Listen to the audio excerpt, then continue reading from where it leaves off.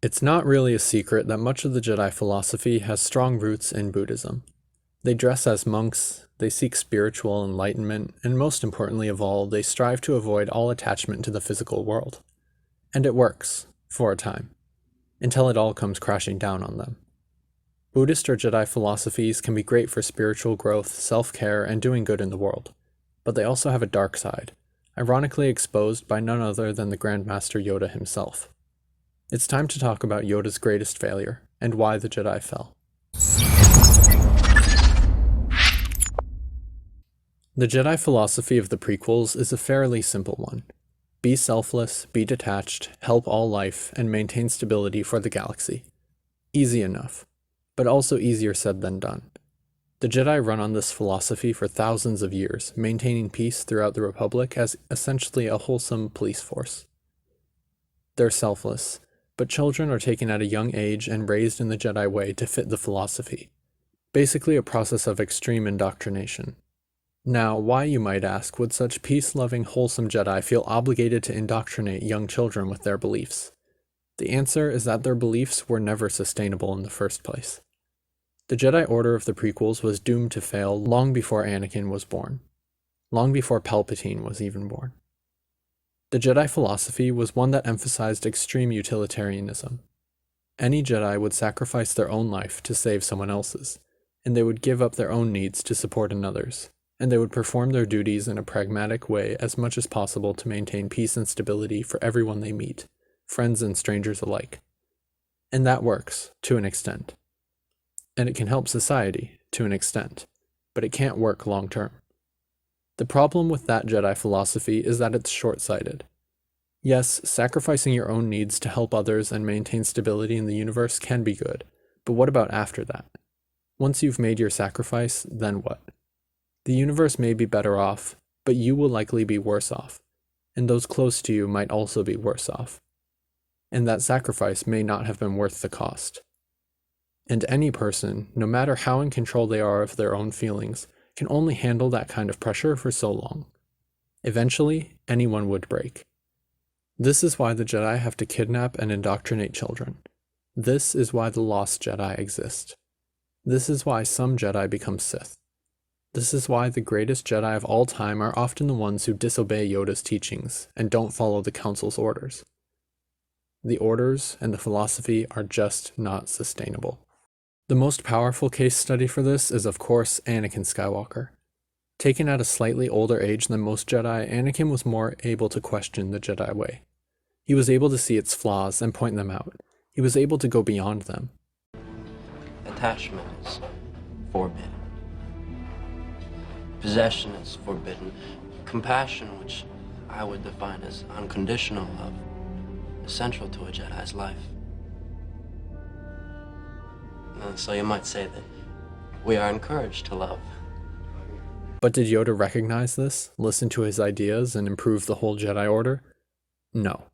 He did everything he could to shut Anakin down for challenging the traditional Jedi philosophy. At that point, it's a dogma. That makes it extremely ironic that Yoda is the one who says this. Yes. A flaw more and more common among Jedi. Too sure of themselves they are, even the older, more experienced ones. When Padme is in trouble, according to Anakin's visions, who does he talk to? Yoda. Because he's still a Jedi. He's still trying his best. He still trusts their philosophies to guide his life. At this point, Yoda could easily have told him that the Jedi would help protect whoever he was worried about, that he would personally train Anakin in stronger healing techniques, or even just offer some words of encouragement and care. Hell, even a hug probably would have helped Anakin get past his fears and feel more supported and know that he's not alone in dealing with this. But what does Yoda tell him instead? Death is a natural part of life. Rejoice for those around you who transform into the Force. Mourn them, do not. Miss them, do not. Attachment leads to jealousy. The shadow of greed, that is. What must I do, Master Yoda? Train yourself to let go of everything you fear to lose. This was the final nail in the coffin of the Jedi Order. You can see the pain in Anakin's eyes as he realizes that the organization he dedicated his entire life to and sacrificed his mom for was not going to support him when he needed it most. The Jedi philosophy failed him. So he sought out a new philosophy that promised to help him. This is how extremism is born. People don't take on extremist views because they want to. They take on extremist views when they're backed into a corner. When they feel alone, shunned, scared, angry, and they find no support from the most familiar sources. When they can't get support in the mainstream.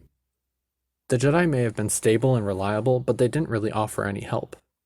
They offered only more sacrifice, and that's just not practical in the long term. You cannot improve the universe by sacrificing yourself all the time. You're part of the universe, and how you take care of yourself and those close to you is the way that you have your biggest impact on the world around you. Anakin would do a lot more good by taking some time alone for himself and Padme than he would by sacrificing his time and mental health fighting more wars, going on more missions, or participating in more politics. But Yoda and the Jedi just couldn't see this. They couldn't accept it. Even in the end, by The Empire Strikes Back and Return of the Jedi, Yoda still doesn't learn. He's too old. He's too dedicated. He can't update his own perspective. And Obi-Wan can't either. Only a fully trained Jedi Knight, with the Force as his ally, will conquer Vader and his Emperor. If you end your training now, if you choose the quick and easy path, as Vader did, you will become an agent of evil. Patience. And sacrifice Han and Leia. If you honor what they fight for, yes. You must face Darth Vader again. I can't kill my own father. Then the Emperor has already won. But luckily for the galaxy, Luke doesn't follow the Jedi philosophy. He's older, he's had a harsher life, and he's seen the galaxy for what it is. He's also, in some ways, more hopeful. He has Anakin and Padme's spirit in him, and he knows the truth that care for those closest to you in a healthy way is the best way you can improve the world. So, Luke doesn't follow Yoda's teachings. He leaves before he's ready to save his friends. He actively fails to kill Vader by choice. Luke makes his own new philosophy. Call it a gray Jedi, call it balance in the Force, call it the new Jedi Order, or whatever you want to, but Luke revives the Jedi from the ashes with a new philosophy. One that's based not on the selfishness of the Sith, or the blind self-sacrifice of the old Jedi, but a new philosophy balancing self-care with duty to others. A sustainable philosophy to guide the future of the Jedi and the galaxy in a new, better direction.